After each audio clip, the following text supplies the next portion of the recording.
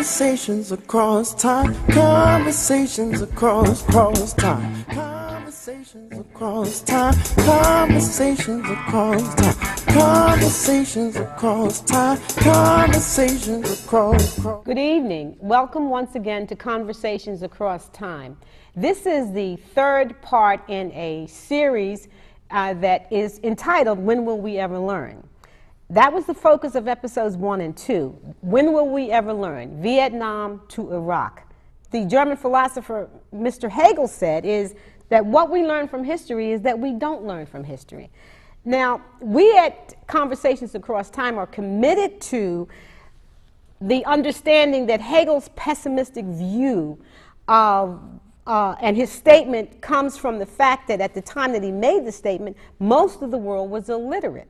So it's our purpose here at Conversations Across Time to remain hopeful and perhaps share information with our audience that makes you question Hegel's pessimism and possibly let us look at history and look forward to the future from another perspective. So tonight we're going to explore the relationship between profiteering and its effects on poverty and the economies of Vietnam and Iraq. Tonight's lineup includes returning Secretary of State Robert McNamara. Thank you, Secretary of Defense Robert McNamara. Thank you so much for, I'm sorry I gave you a little promotion, but thank you for joining us again tonight. My pleasure. And also we are having our returning guest, President Charles DeGaulle. And as always, my co-host, who's here all the time, is Babette Joseph, former Democratic state representative, and Babette's a feminist and our resident lightning rod. I hope to be. That's my job. So now tonight we are also joined by a frequent guest on Conversations Across Time, and he is joining us today in place of his mentor Niccolo Machiavelli, and that is President Fidel Castro. Welcome, El Presidente. Thank you. Now, I want to start with you, President Castro. Cuba's post-World War II history would seem to provide you with a unique perspective on the relationship of profiteering and poverty and the economies of both Vietnam and Iraq. Would you care to share any ideas with this panel? Well, I would say this first. Let me say that I have a deep and abiding love for the common man, for people who are of the earth, people who are righteous, people who have principles and who live and die for those elements of their humanity. For my friends here, if I may call you my friends, because I've observed you throughout my tenure, that there's much to be learned in terms of dealing with people on a people level. So you want to conduct yourselves that way in a very humanistic format when you talk about war, when you talk about poverty, the causes of each, and how you contribute to them or how you affect them. So as we discussed tonight, I would like to share some insights from my own point of view about different things in a different way. And so may I understand, are you saying that it's your position that the policies regarding Vietnam and Iraq were not sensitive to the cultural needs? Sensitive is a sensitive word. I would say sensible. Sensible is more of an appropriate term. If you try to fix what's not broken, it's futile as trying to empty oceans. And it seems to be the case for particularly the United States of America in terms of its proliferation of hostilities and aggression around the globe. There was an end game. What they had to gain, something had to be gained from the intrusion into Vietnam on the side of the United States. Profiteering, that is the question. What? Because in the end, the analysis shows us that the equation was an unbalanced equation to begin with. X times 5x equals Y. Secretary McNamara. From the perspective of the United States, you can say that profiteering wasn't the purpose. The purpose of the incursion in Vietnam was to prevent the growth of communism in Southeast Asia. The theory at the time, which we all subscribed to, was that if that domino fell, then subsequent dominoes would fall, and it would threaten our very existence. And that was what the end game was to be. Mr. Secretary, if dominoes fall and they fall against your favor, then that equates to me that you are not gaining in a profit margin, you are losing something. There is something to be lost when the dominoes don't fall in your direction. Wait. You know, it's easy to say that, but from my perspective, again, profit was never an issue here.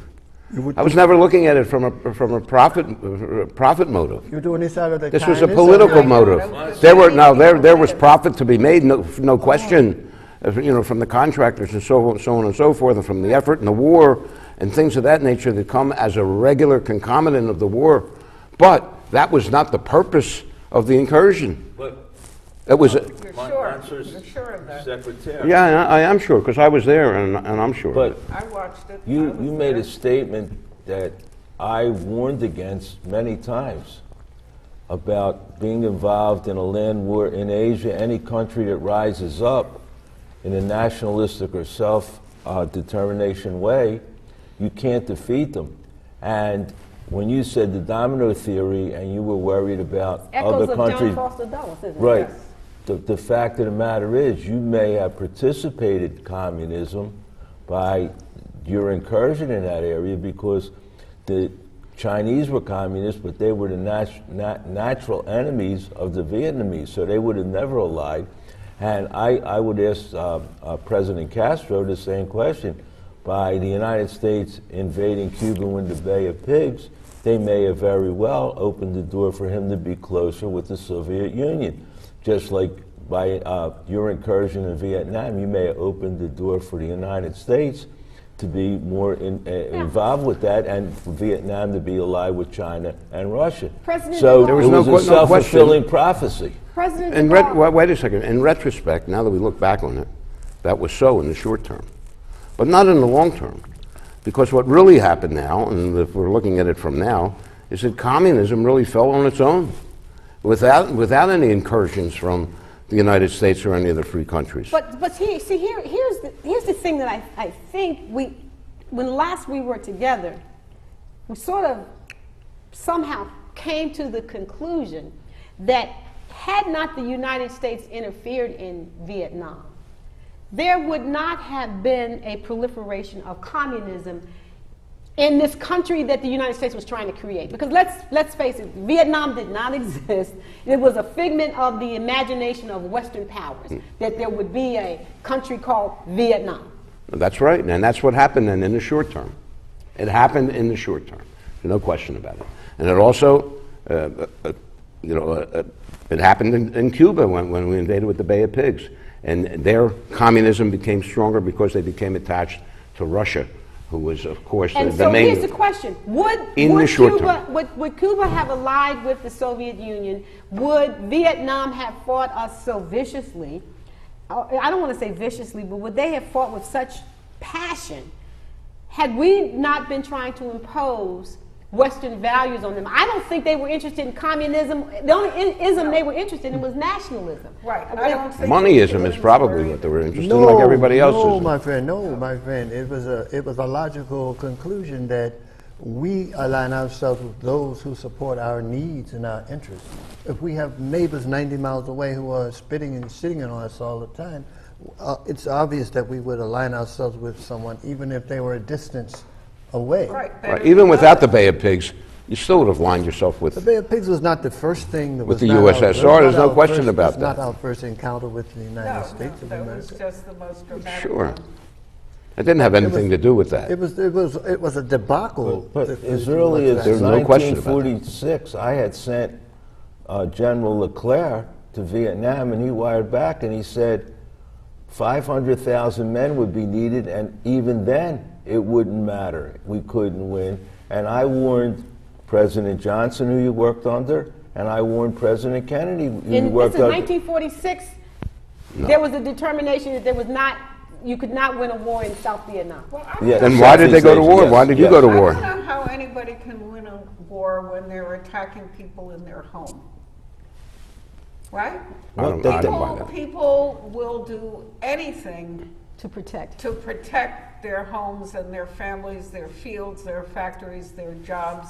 So you could have sent 500,000 soldiers. Yeah, but that, Either that's it- not really That's- true. I that's- mean, it that's might be what true in this General Leclerc instance, said. but that's He not said even true. with 500,000 soldiers, we couldn't win. The people in And- Japan were protecting their homes, and we obliterated them, and we won. Is that what you want to do? It's not maybe what you want to do in the end, but you certainly can win a war if you want to take all your assets and blow somebody off the Mansour face of the earth. Secretary- I'm not suggesting that, but that you can. Mansour So that doesn't Secretary, mean but anything. That's a lot of not crap. a good analogy because Japan attacked the United States, Yes. and that was a war of defense. Vietnam never did it. Well, Southeast Asia or the Vietnamese or Ho Chi Minh never did anything to the United States. Never But Wait a minute, threatened wasn't any- Ho Chi Minh our ally during the Second Yes. World War? Yes. He was our ally against All Japan. the people that Yes. we get rid of. I mean, Not our ally. Not all of them, but a lot of them are our that we allies. got rid of or started out as our allies. Yes. That's why Fidel was so brilliant. I can't thought, be- who wants to that be he refused to get an involved ally with us and- because he saw how we behaved. No, you don't get in bed with a bear if you don't like being scratched. You can't call them an ally because I do think that the American wars, so-called wars of aggression, the one Vietnam was one of insincerity, where outright bombing Iwo Jima is the forthright thing to do. You end it. But in the protracted war in Vietnam, where you create these little massacres and these little burnouts and these little intrusions into little villages that have no defense, that's not a war. As we in France had learned, you cannot threaten indigenous people's culture with your own culture, and that's part of the problem we in France and the West had.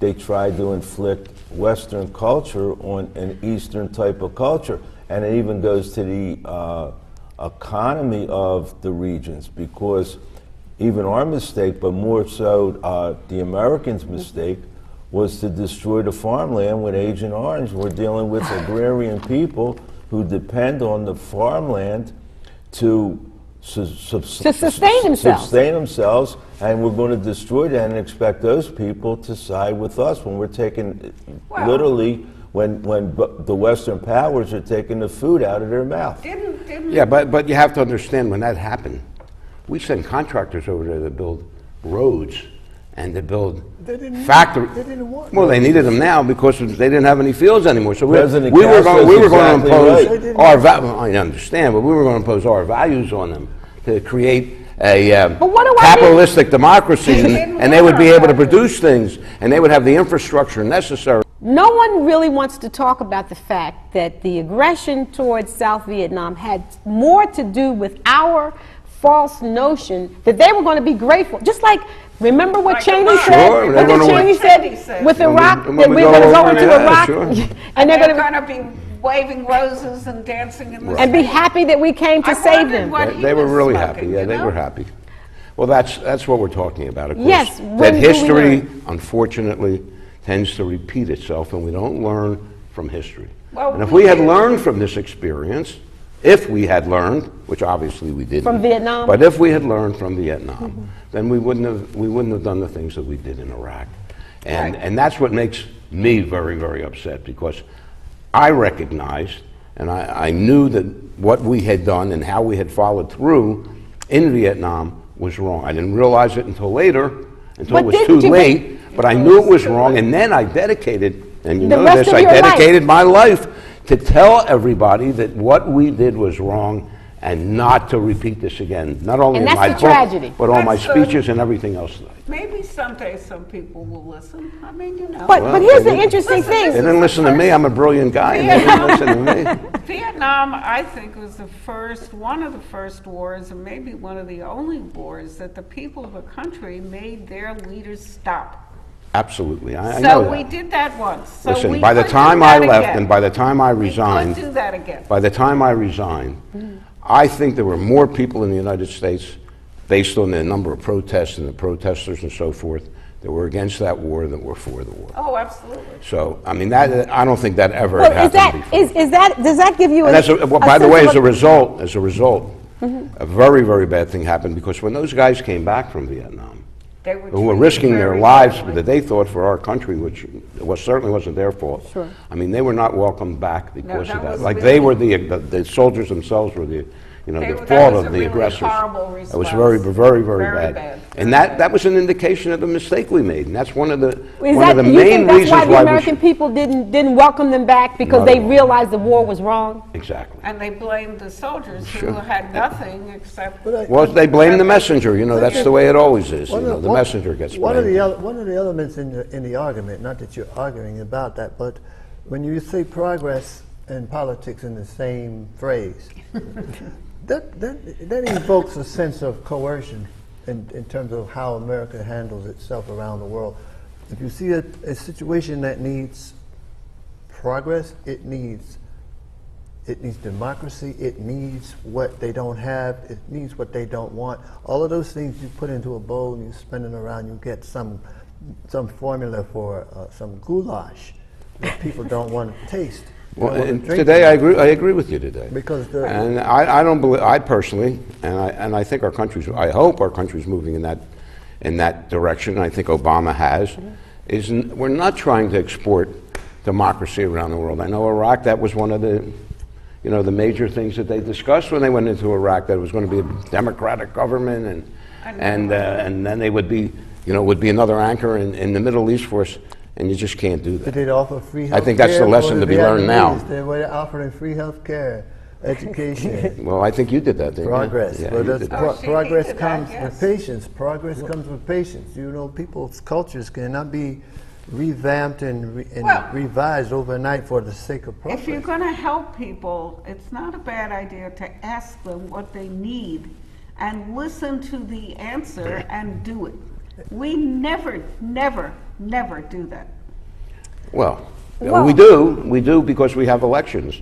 And people No. vote for people who think Not- that they're going to provide what they need. But in Iraq, we were at least misguided to believe that somehow what we were going to do in Iraq was going to better the lives of Iraqis. Now, remember You that. didn't believe that, did you? at No, the time? I didn't. But here's the thing, and I'll ask President DeGaulle. When we think about the statement from Hegel, it sounds very true. It rings very true. We learn from history that we don't learn from history, because based upon your experience and everything that you did, Secretary McNamara, everything that you did, you devoted your life to trying to get people to understand that what we did in Vietnam was wrong, and it was wrong on so many levels. Absolutely. Yet, 40 years later, the What? same mistake happens in Iraq, Right. under the same misguided principles. Part of the problem, because Secretary McNamara expressed this on one of the other shows, is that the view of Americans have of themselves as being exceptional. When I told him that we couldn't win at the Bien Dien Phu, and I told him about the quagmire in Southeast Asia, he said, "Well, that was you French, of course." But you wait a minute, couldn't let's talk win." about Bien Dien Yeah, Phu. So that's the that's true, America. though. I still stand by that statement. They keep the Americans keep You don't think the French can fight? saying they can do anything, and they don't want to learn from the mistakes of other countries. And you can transfer that to Afghanistan, when for centuries nobody could conquer the Afghan people. What makes us think we can? And I try to tell the secretary, and I try to tell his bosses, President Kennedy and President Johnson, that there was a no-win situation in Southeast Asia, but they said, "Well, we're better than you French. Our soldiers are better than your Of course, mangy we army, wouldn't be a country and we at all can win." without the French, but that's another. But, so it's the hubris and American exceptionalism that causes a lot of Yes. problems for you American people. Yes, And I it's think that's interesting, true. Babette just alluded to something, and for the sake of I know most of the people that watch this show are very clear about history. And so that, of course, the United States would not exist had not the French assisted in us and help in us during the with American our Revolution. Of course. Yeah. So they fight. one of my heroes We is, didn't complain about how they fought then, did we? One of my I don't heroes think is anybody Lafayette. claimed that the Patriots in the American Revolution were exceptional then. I mean, they had just come over from from Europe. I mean, there weren't that Well, many but people we're here. not That's not an exceptional, analogous situation. But but In we later talked about it years- in the last show.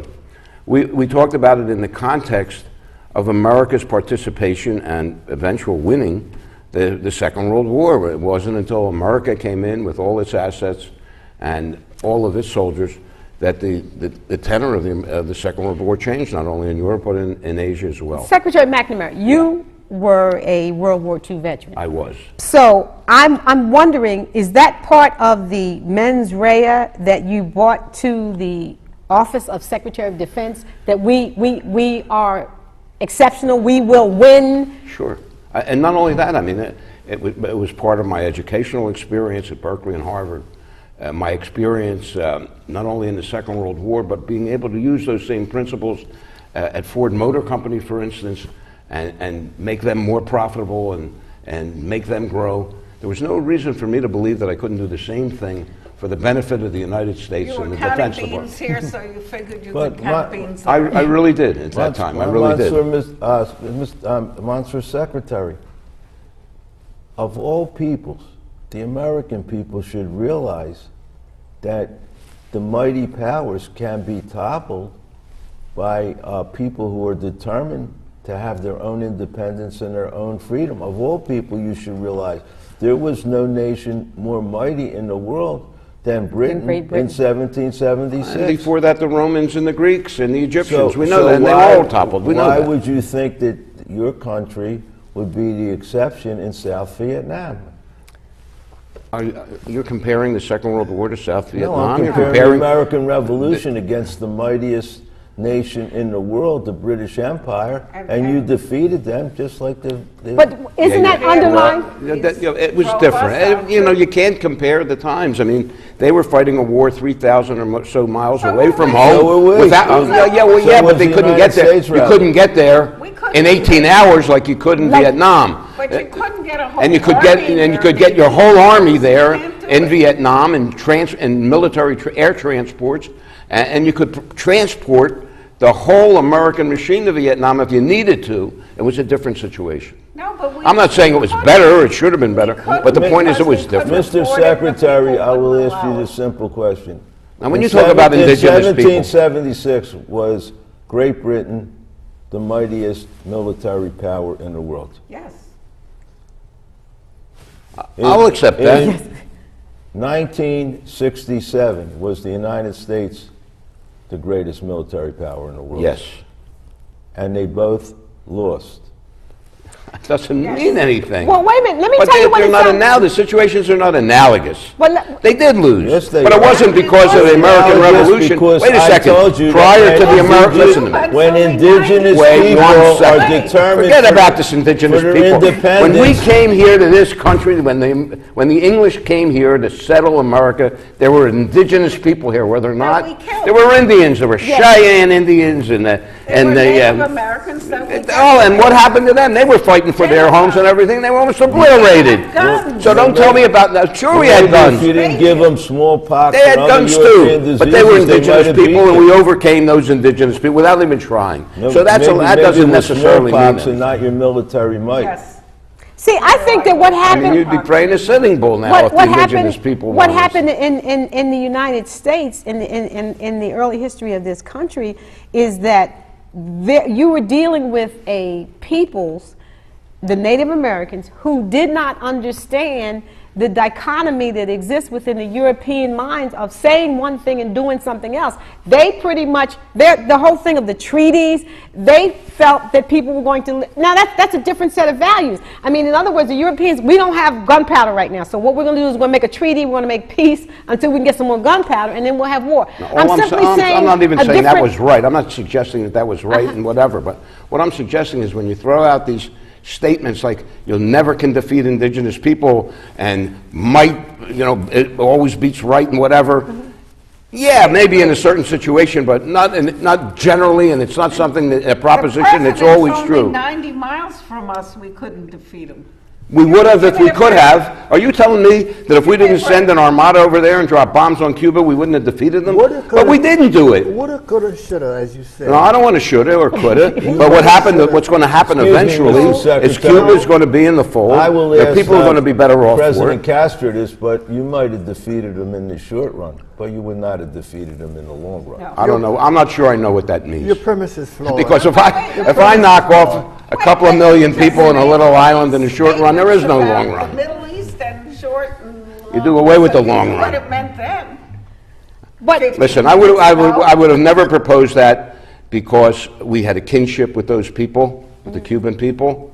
We didn't love their dictator, but we never had a problem with the people of Some of my Cuba. best friends are Cuban. Right. And by the way, I don't believe that Fidel ever wanted to take over the United States. I mean, I don't think he ever made any moves on taking over the United States, so he wasn't a threat to us. That's why we nationalized But your... we made him a threat. Well, We if- did sort of make industry. him. Well, we That's demonized him. We demonized We him. did. If Castro That was part wasn't of a it. threat, That's politics. if Castro wasn't a threat and he's 90 miles away and he had a communist regime, how would Ho Chi Minh be a threat when he's 5,000 miles away? And whatever. Because the dominoes were falling, and we didn't What feel as dominoes? secure. We didn't feel as secure. Cuba, we felt Chinese secure hate the- about. the We felt communism wouldn't naturally flow from Cuba, and we were certainly there to protect that area Well, around actually- Cuba to make sure that it didn't. Actually, if I understand your foreign policy, you were afraid of that, and Yes. We were afraid of it, but we knew that it couldn't happen because we were right there to take care of it. Why did you have to? Why did you have to see not you, Why but did your we have this predecessors have invasion? the CIA assassinate President Allende in Chile? Yeah, Why? yeah. You Listen. know, you should have been... If he praying- was assassinated, would have been assassinated by somebody else. Every dictator in assassinated by the South CIA. America was assassinated. That's how they changed And then they governments. blamed it on American housewives. Yeah. I remember And that I think the so American well, so housewives did pissed it too. off. But may I ask this, Cherchez la femme, blame the women. Right, but here's what I want to ask President Castro. Cherchez la femme. President Castro, you in 1973 made a statement, and I, as someone who is interested in things that are not necessarily in metaphysical things, you made a statement that the relationship between the United States and Cuba would change and normalize and get better. I don't know what the term. And the only way that could happen, not until there was an African American president and a Latin American Pope. Now, the thing that's so interesting to me is that today, as we sit here, we have an African American president, we have a Latin American Pope. So I just want to ask, is that something that perhaps Caridad, who is the patron saint of Cuba, I mean, it's almost like a prophecy. Well, I would say that living on a higher moral standard consciously, that there are some things that are said tongue-in-cheek that have more value than those that have been researched and analyzed. You see, when you analyze too much, you block your channels for receiving spiritual value. You try to have equations, you have formulas. When you talk about dominoes falling, that's a game. Chess is a game. Checkers is a game. You're playing something to win. You're playing something to dominate. The idea of cleansing your thoughts and being able to understand the higher values of all people leads way to a statement like that, because it seems erroneous that a black man would ever become president in a country like the United States. But he did.